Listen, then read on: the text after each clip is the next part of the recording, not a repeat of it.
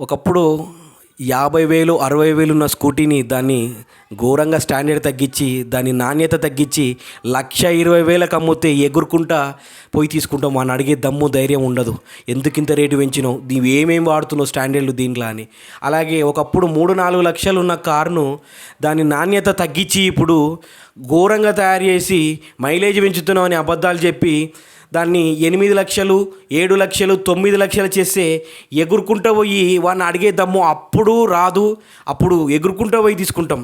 అరే కారు 9 లక్షలు అయిందండి ఇప్పుడు అని చెప్పి ఎగురుకుంటూ పోయి తీసుకుంటాం. కానీ ఒక రైతు గిట్టుబాటు ధర లేక నిన్న 20 రూపాయలు ఉన్న టమాటాను 2 రూపాయల లాభం చూసుకొని 22 రూపాయలు, 23 రూపాయలు అమ్మితే వాడిని కొట్టనీక పోయినట్టు నిన్న 20 రూపాయలు ఉంటే ఈరోజు 23 రూపాయలకి అట్లకెట్లా పెంచుతావు, పైసలు చెట్లకు కాస్తున్నాయి అని ఆ రైతును అడుగుదు నీకు దమ్ము ఉంటుంది. కానీ అదే బండి కొంటప్పుడు ఎట్లకెంచి పెరిగింది రా బాయ్, 60,000 ఉన్న స్కూటీ 1,20,000, 3-4 లక్షలు ఉన్న కారు 8-9 లక్షలకి ఎట్లకెంచి పెరిగింది అని చెప్పి వాడిని అడిగే దమ్ము మాత్రం ఉండదు.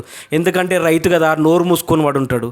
అదే ఇక్కడ కంపెనీ వాళ్ళని అడిగితే మళ్ళీ అలా ఏమైనా చేస్తారని భయం. అంతే కదా, రైతు అంటే చులకన. ఏదైనా సరే చిన్న చిన్న వ్యాపారస్తులు అంటే చాలా చులకన. ఎందుకంటే అంత చులకన? మరి వాడిని అడిగే దమ్ము ఎందుకు లేదు? ఆలోచించండి ఒకసారి మీరే. Thank you. జై హింద్.